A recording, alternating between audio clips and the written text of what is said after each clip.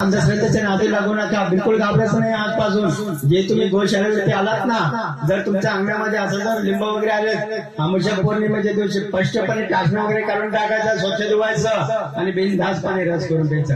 काही होणार नाही, हा आमचा शपथ आहे. दुसरी गोष्ट, बरेच जणांनी आज बघा इथं अंगामध्ये आणून दाखवलं.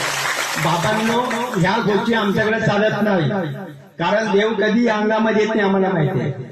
कारण गेली 25 वर्षापासून गोसेवा करतो. अरे 14 वर्ष रात्रीचा दिवस केला, साधना केली, अजून देव माझ्या स्वप्नामध्ये आले नाही. आणि ज्या लोकांना दुसरं व्हायचं शिवाय झोप येत नाही, नेहमी दुसरं वाईट चिंतत असतात, अशाच लोकांच्या अंगात देव कसं काय जातो हेच मला अजून कळालं नाही. म्हणून अशाच होता लोकांच्या नादी लागू नका. एक मानसिक आजार असतो. देव काय रिकामा नाहीये की लोकांच्या अंगामध्ये जायला. अरे काय विचित्रपणा लावला, हे असे अंधश्रद्धा.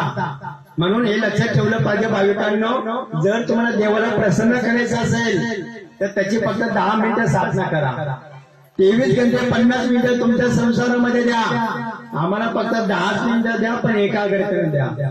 तुमचं अंतर्मन बहिर्मन एकाग्र बनवा आणि त्याची 10 मिनिटं साधना करा. जर तुम्हाला वाटत असेल आम्हाला गोमाता सेवा करायची, आमचे 2 मंत्र आहे. पहिला मंत्र आहे ओम गो माताय नमः, ओम गो माताय नमः, या मंत्र जप करा. किंवा दुसरा मंत्र आहे ओम श्री सुरभ्यम नमः, ओम श्री सुरभ्यम नमः, हा दुसरा मंत्र. दोन्ही मंत्रापैकी कुठला एक मंत्र नामस्मरण करा.